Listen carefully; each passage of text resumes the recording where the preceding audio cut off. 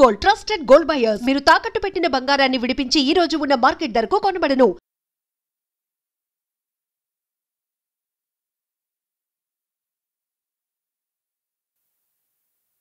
నేను ప్రతిరోజులాగానే ఈరోజు కూడా హాస్టల్కి వెళ్ళాను. కానీ నేను ఊహించని ఒక సంఘటన అక్కడ జరిగింది.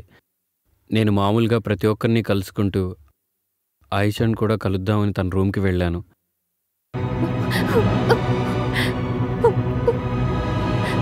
అమ్మా, నేను చాలా పెద్ద తప్పు చేశాను. నీ మాట వినకుండా సిటీకి వచ్చినందుకు దేవుడు నాకు పెద్ద శిక్ష వేశాడు. నన్ను క్షమించమ్మా, నేను వెళ్ళిపోతున్నాను.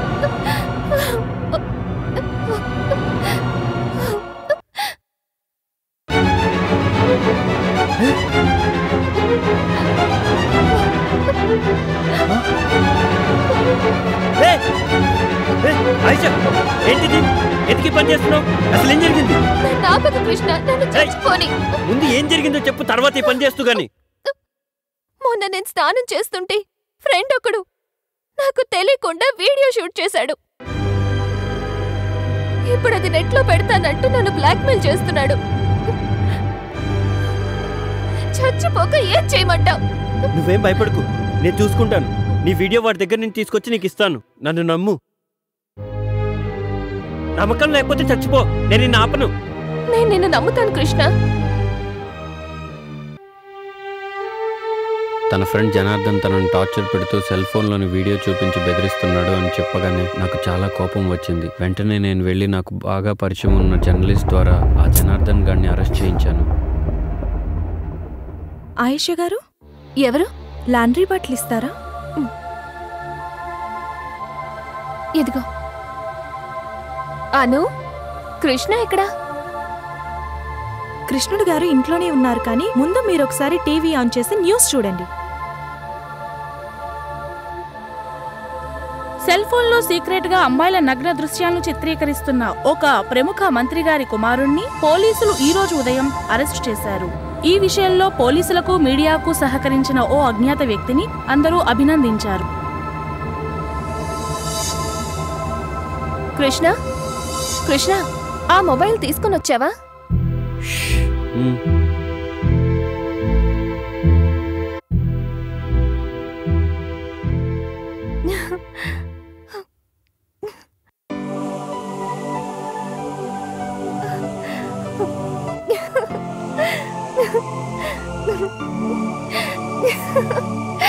Thank you Krishna. Actually you know what, హాస్టల్లో రిపేర్ జరిగిన ఆ రోజు నేను వాడి గెస్ట్ హౌస్ లోనే ఉన్నాను. అదొక bad nightmare of my life. నువ్వు నా లైఫ్ లో చేసిన హెల్ప్ ని నేనెప్పటికీ మర్చిపోలేను. Thank you. ఆ రోజు నేను నా రూమ్లో కూర్చొని సరదాగా టీవీ చూస్తూ ఉన్నాను. జనార్దన్కి బెయిల్ వచ్చిందని న్యూస్లో చెప్పారు. సెల్ ఫోన్లో సీక్రెట్ గా అమ్మాయిల నగ్న దృశ్యాలను చిత్రీకరించి అరెస్ట్ అయిన మంత్రి గారి కుమారుడు ఈ రోజు ఉదయం బెయిల్పై విడుదలయ్యారు. అది చూసిన దగ్గర నుండి నా మనసులో లేదు. చాలా కంగారు పడ్డాను. అతను మళ్ళీ ఆయిషాని ఏదన్నా చేస్తాడేమోనని నేను కంగారు పడ్డాను. అను కూడా నాకు ధైర్యం చెప్పింది. అయినా జరిగిందేదో జరిగింది. ఆయిషా అమాయకురాలు. ఆమెను ఏమీ చేయొద్దని రిక్వెస్ట్ చేయడానికి జనార్దన్ ఫామ్ హౌస్కి బయలుదేరాను.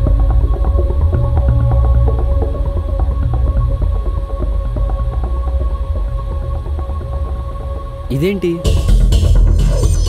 డైరీ అర్ధాంతరంగా ఆగిపోయింది. కృష్ణుడు జనార్దన్ ఫామ్ హౌస్కి వెళ్ళాడు. ఆ తర్వాత ఏం జరుగుతుంటుందబ్బా? ఏంటో.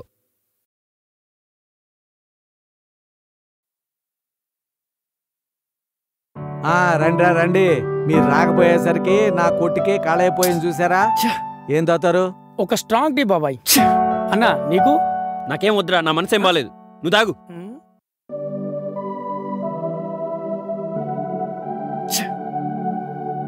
ఏమైందిరా? వాడు ఎందుకు అలా ఉన్నాడు? నిన్న వదిన వాళ్ళ ఇంట్లో ఏదో గొడవ జరిగిందంట బాబాయ్. ఓహో, అదా సంగతి. అయినా ఒక్కరోజు ఫోన్లో మాట్లాడకపోతేనే అంతలా బాధపడిపోతున్నాడు అంటే నిజంగా ఆ అమ్మాయి చాలా అదృష్టవంతురాలు రోయ్. ఒరే రాజా, అధైర్యపడకు. ఆ అమ్మాయికి ఏమీ కాదు, ఆడపిల్ల కదా, ఇంట్లో ఏదో ప్రాబ్లం అయి ఉంటుంది. అన్నా ఆఫీస్కి టైం అయింది, మనం వెళ్దామా? వెళ్ళొస్తాం బాబా. రాశానండి, పంపిస్తాను. మొత్తం అన్నీ పంపిస్తాను. Good morning sir. Good morning Raja. ఇది కాచిగూడలో డెలివరీ ఇవ్వాలి. అక్కడి నుంచి అబిడ్స్కి వెళ్ళి మన గొడవ నుంచి స్టాక్ తీసుకురండి. సరే సార్. ఓకేనా? వెళ్ళండి. ఈ సరుకులన్నీ లోడ్ చేయించు. అలాగే, నేను వస్తాను. ఓకే.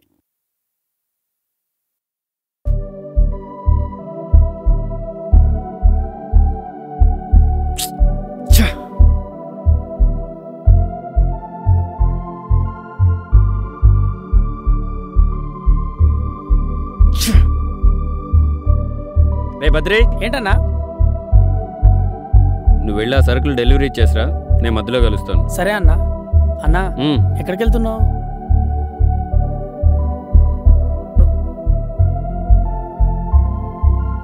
ఏమండి? చెప్పండి. స్వాతి గారు ఇవాళ ఆఫీస్కి వచ్చారా? రాలేదండి. రాలేదా? సరే అండి, థ్యాంక్ యూ. మీ పేరు రాజా కదా? అవునండి. మీకెలా తెలుసు? మీ పేరే కాదు, మీ గురించి నాకు అంతా తెలుసు. స్వాతి నేను బెస్ట్ ఫ్రెండ్స్. తను రోజు మొత్తం మీద 10 మాటలు మాట్లాడితే అందులో 9 మాటలు మీ గురించే మాట్లాడుతుంది. తను మీ గురించి అన్నీ చెప్పేసింది. ఈరోజు మీకేమన్నా ఫోన్ చేసిందా? తాను ఫోన్ చేయలేదు కానీ వాళ్ళమ్మ మా బాస్ కి ఫోన్ చేసిందట. స్వాతి ఇక ఆఫీస్కి రాదని చెప్పిందట. ఆవిడ ఎందుకలా చెప్పిందో నాకు తెలీదు. నాకు తెలిసి స్వాతి ఏదో ప్రాబ్లంలో ఉన్నట్టుంది.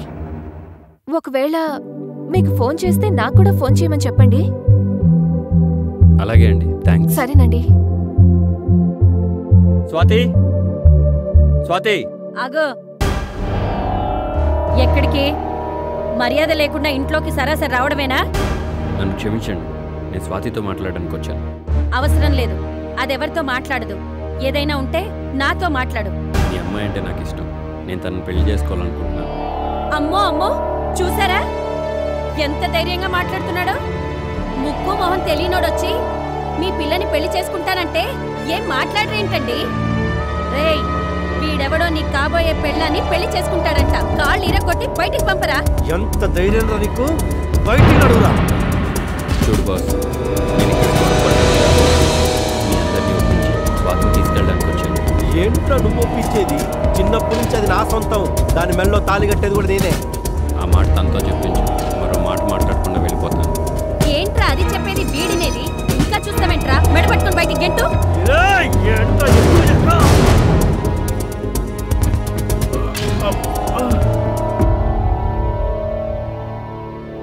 నన్ను క్షమించండి సార్, మీ అనుమతి లేకుండా మీ ఇంటికి వచ్చాను. స్వాతి గురించి ముందు నేనే మీ దగ్గరికి వచ్చి అడగాలనుకున్నాను, కానీ ఇప్పుడు పరిస్థితులు చేజారిపోయాయి సార్. కానీ ఒక్కటి మాత్రం చెప్పాలనుకుంటున్నాను. స్వాతి మీ ఇంట్లో మీ పెంపకంలో ఎంత ఆనందంగా ఉందో నాకు తెలియదు, కానీ నేను మాత్రం తన కోసం నా ప్రాణాన్నే కాదు, నా జీవితాన్నే ఇస్తాను. జీవితాంతం సంతోషంగా చూసుకుంటాను. సంపాదించే పిల్లుంటే ప్రతి ఒక్కడు సంతోషంగానే చూసుకుంటాడు. అయినా దాని తల్లిగా అది ఎప్పుడు పెళ్లి చేసుకోలో, ఎవరిని పెళ్లి చేసుకోలో నిర్ణయించాల్సింది నేను. దారిన పోయే దానయ్యొచ్చి పిల్లని అడిగితే సారె పెట్టి సాగనంపడానికి నా ఇల్లేమి సాని గొప్ప కాదు. మర్యాదగా బయటికి పో. వెళ్ళిపోవడానికే వచ్చాను, వాడు ఇలా పరాన్న జీవిలో పర్మనెంట్గా ఉండిపోవడానికి కాదు. స్వాతి నిన్నాళ్ళు పెంచిన తల్లిగా మీ మీద నాకు చాలా గౌరవం ఉంది. ఆ గౌరవంతో నేను మనస్ఫూర్తిగా చేతులు జోడించి అడుగుతున్నాను. స్వాతికి కూడా నేనంటే చాలా ఇష్టం. దయచేసి తన ఇష్ట ప్రకారం జరగనివ్వండి. దాని ఇష్టాలేంటో నిన్నగాక మొన్నొచ్చినాడు నీకు నాకన్నా బాగా తెలుసా? నోరు మూసుకొని బయటికి నాడు. ఇందాకటి నుంచి వాడి ఇష్టం వచ్చినట్టుగా వాగుతుంటే మూలకేసిన మట్టి ముద్దలా ఉలుకు పలుకు లేకుండా ఉన్నారేంటండి? మాట్లాడండి.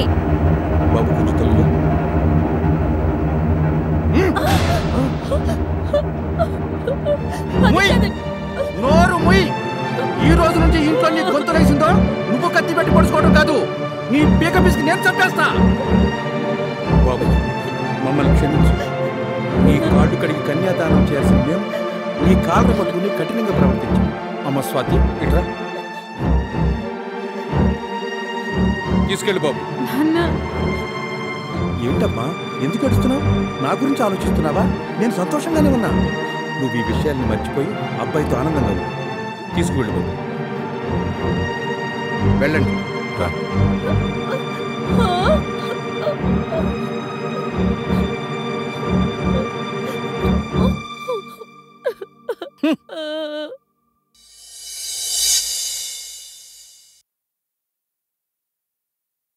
దిగు.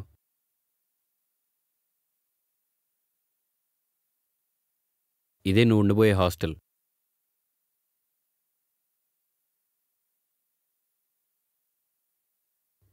ఇదిగో. హలో అను. హాయ్ అండి. నేను చెప్పాను కదా, తనే స్వాతి. హాయ్. హలో. మేడంతో మాట్లాడాను, ఓకే అన్నారు. ఇప్పుడే రూమ్ రెడీ చేయించి వస్తున్నాను. థ్యాంక్స్ అండి. పర్వాలేదండి. తను ఇంతవరకు ఇల్లు వదిలిపెట్టి ఎక్కడా లేదు. మొదటిసారి హాస్టల్లో ఉండబోతుంది. మా పెళ్ళి నేను ఇల్లు సెట్ చేసుకునేంత వరకు తను ఇక్కడే ఉంటుంది. అందుకని మీరు ఇంతగా చెప్పాలండి. మీరేం టెన్షన్ పడద్దు. తన గురించి చెప్పగానే నేను అంతా అర్థం చేసుకున్నాను. అందుకే నా రూమ్లోనే తనకి అలాట్ చేయించాను. థ్యాంక్స్ అండి. It's okay. మనం వెళ్దాం పదండి.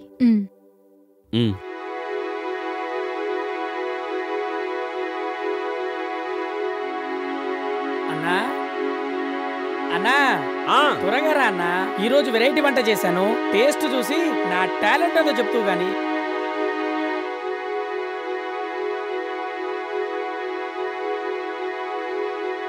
అన్నా వదినన్నా మాట్లాడరా. హలో వదినా, నేను బద్రిని. హాయ్ బద్రి, ఏం చేస్తున్నావు? ఇప్పుడే వంట అయింది వదినా. అవునా, ఏంటి స్పెషల్? టీవీలో పక్కూరి వంట ప్రోగ్రాం వస్తుంటే అది చూసి ఆల్ మటాష్ కుర్మా చేశాను వదినా. అవునా? ఇదిగో అన్నచ్చాడు, ఇస్తున్నా. చెప్పు. ఇప్పుడే భోంచేశాను. ఫుడ్ ఎలా ఉంది? బాగుంది. అంతా ఓకేనా? ఓకే. అను కూడా మంచి ఫ్రెండ్ అయింది. ఓ, అప్పుడే? Very good. ఇంకా ఏం లేదు. ఏమీ లేదంటూనే ఏదో ఆలోచిస్తున్నావు? అదేం లేదు. హే, ఇల్లు గుర్తొచ్చిందా? అదేం లేదు, కానీ ఏదోలా ఉంది. పోనీ నేను రానా? వద్దులే, రేపొద్దున కలుద్దాం. ఓకే, రేపు మార్నింగ్ వస్తాను. ఐ మిస్ యూ రా. ఐ టు రా. Okay, good night. Good night. రే బద్రే.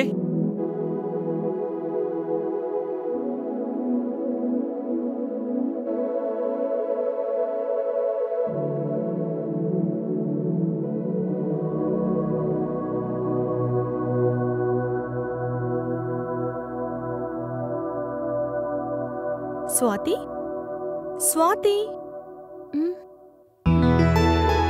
Hi. Good morning. Good morning with coffee.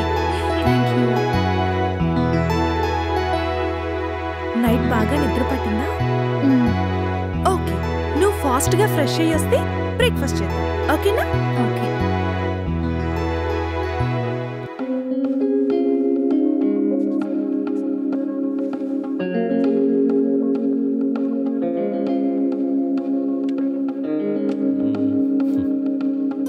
Hello.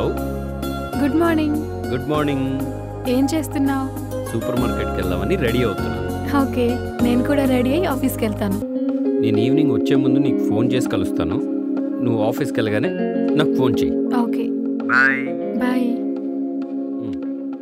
బద్రే, బద్రే. ఓకే మేడం, ఇప్పుడే పంపిస్తాను. రాజా సార్, బృందావన్ హాస్టల్ నుంచి అను మేడం ఫోన్ చేశారు. ఈ మెటీరియల్ చాలా అర్జెంట్ అట. త్వరగా వెళ్ళి డెలివరీ ఇచ్చిరా. Okay sir. ఓకే.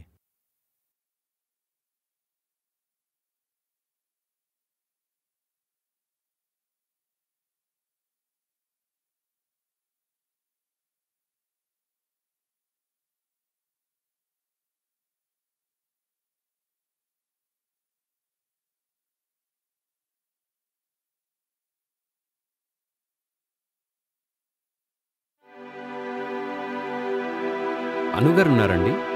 బయటికెళ్ళారండి. ఓ,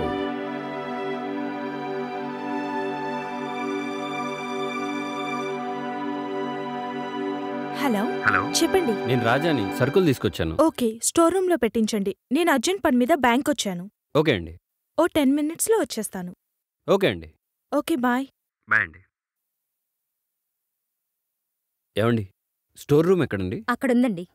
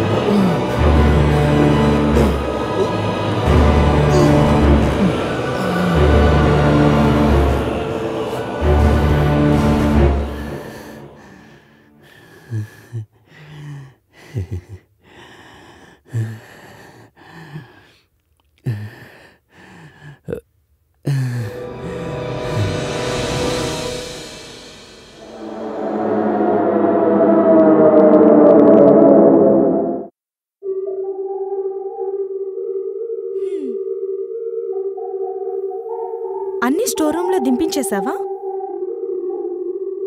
ఏంటి దింపేసేది నీ ముఖం? అను, నువ్వు నాకు పొలసేప పులుసు చేసి పెడతానని నేను చాలా చెప్పావు, గుర్తుందా? ఏంత నువ్వు మాట్లాడువు? చెప్పడమే కానీ రుచి చూపించడం లేదు. ఇప్పుడన్నా పువ్వులు తెంపి తల్లో పెట్టుకుంటున్నావా లేక కొమ్మకే ఉంచి ఒంగొని వాసన చూస్తున్నావా? ఏంత నువ్వు ఆలోచిస్తున్నావు? రేపు నా గోపిక దొరకగానే నేను తను తీసుకొని మీ ఊరు వస్తాను. అప్పుడన్నా చేసి పెడతావా పొలసేపల పులుసు? ఏంతో ఈ అను అస్సలు అర్థం కాదు. హాయ్ ఆయిషా. ఏంటి ఆయిషా, ఎలా ఉన్నావు? షూటింగ్స్ బాగా జరుగుతున్నాయా? అయినా ఆ రోజు నేను రావడం ఒక నిమిషం ఆలస్యమైతే నువ్వు ఇలా ఉండేదానివా? అయినా అప్పుడెప్పుడో నీ పుట్టినరోజుకి స్కాచ్ బాటిల్ గిఫ్ట్గా ఇచ్చావు, మళ్ళీ ఇప్పుడు దాకా ఏమి ఇవ్వలేదు. ఈసారి ఫారిన్ షూటింగ్కి వెళ్ళినప్పుడు నాకు మంచి వైన్ బాటిల్ తీసుకురాయే, ఓకేనా?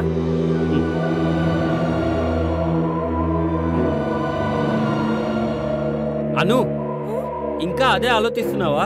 సరే ఉండు, నేను వెళ్ళి వార్డెన్ని కలిసేసి వస్తా. హాయ్, ఎంతసేపు అయింది వచ్చి? నేనే నీకు ఫోన్ చేద్దాం అనుకున్నాను. ఒక్క నిమిషం ఇక్కడే ఉండు, నేను ఫ్రెష్ అయ్యి వస్తాను. హలో, ఎవరు మీరు? కొత్తగా జాయిన్ అయ్యారా? అయినా పరిచయం లేని వారితో ఇలాగైనా మాట్లాడేది? అను, ఈ కాలం అమ్మాయిలు చాలా అడ్వాన్స్ అయిపోతున్నారు. ఏమైంది రాజా? ఆఫ్టర్నూన్ ఫోన్ చేయలేదని కోపం వచ్చిందా? రాజానా? వాడెవరు? అయినా నువ్వు ఫోన్ చేయకపోతే నాకెందుకు వస్తుంది కోపం? అను, ఈ అమ్మాయికి మధ్యలో నిమ్మరసం కలిపి పట్టపగలే పబ్బుకెళ్ళేసి వచ్చినట్టుంది. రాజా, ఏమైంది రాజాకి? ఎందుకు ఇలా బిహేవ్ చేస్తున్నాడు? నాకు నీకంటే ఎక్కువ కన్ఫ్యూషన్ గా ఉంది. రాజా మాట్లాడుతుంటే గుర్తొస్తోంది, ఇంతకు ముందు ఈ హాస్టల్లో కృష్ణుడు ఉండేవాడు. అతను ఇక్కడ పేరుకి ఎంప్లాయ్ అయినా సరే మా మేడం అతన్ని సొంత కొడుకులా చూసుకునేవారు. ఇక్కడున్న అమ్మాయిలందరికీ అతనంటే చాలా ఇష్టం. ఎవరికి ఎప్పుడు ఎలాంటి అవసరం ఉన్నా అన్ని సమయానికి అందించేవాడు. ఎలా ఉంటుందో ఎక్కడుంటుందో తెలియని ఒక అమ్మాయిని ఊహించుకొని ఆమె పేరు గోపిక అని ఆరాధించేవాడు. అలాంటి కృష్ణుడు అనుకోకుండా గత 5-6 నెలల నుంచి కనిపించట్లేదు. అసలేమైపోయాడు, ఎక్కడున్నాడో కూడా ఎవ్వరికీ అర్థం కావడం లేదు. ఇప్పుడు ఇదంతా నీకెందుకు చెప్తున్నానంటే, రాజా అచ్చం కృష్ణుడిలాగా మాట్లాడడం, బిహేవ్ చేయడం చూస్తుంటే నేను వచ్చిన కొత్తలో కృష్ణుడు ఏమడిగేవాడో రాజా కూడా అచ్చం అవే అడుగుతున్నాడు. ఇదంతా చూస్తుంటే నాకు చాలా ఆశ్చర్యంగా ఉంది. అక్క, అతను ఎవరో కానీ అచ్చం మన కృష్ణుడిలానే మాట్లాడుతున్నాడు.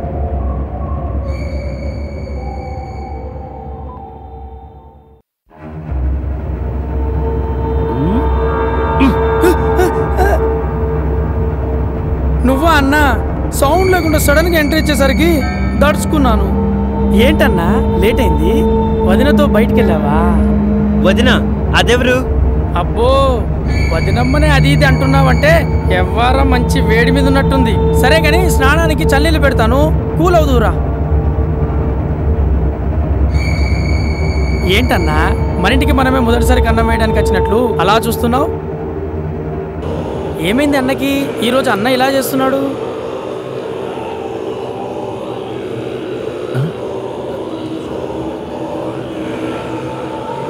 అదేంటన్నా చదివిన డైరీనే చదువుతున్నావు, అయినా బండో డైరీలో ఇట్రా ఇట్రా. ఎవరు నువ్వు? అదేంటన్నా అలా అడుగుతున్నావు? చెప్పు. బద్రి, నువ్వు నాకేమవుతావు? అసిస్టెంట్. నాకు బాగా ఆకలేస్తుంది. వండమంటావా? వద్దు, హోటల్ నుంచి తే. ఏం తెమ్మంటావు? బిర్యానీ. చికెనా మటనా? ఏదైనా పర్వాలేదు, పెద్ద తీసుకురా. అంటే ఫ్యామిలీ ప్యాక్ తెమ్మంటావా? కూల్ డ్రింక్ కూడా తీసుకురా. Thums up, పెప్సీయా? ఫ్లేవర్తో పని లేదు, పెద్ద తీసుకురా. సరే.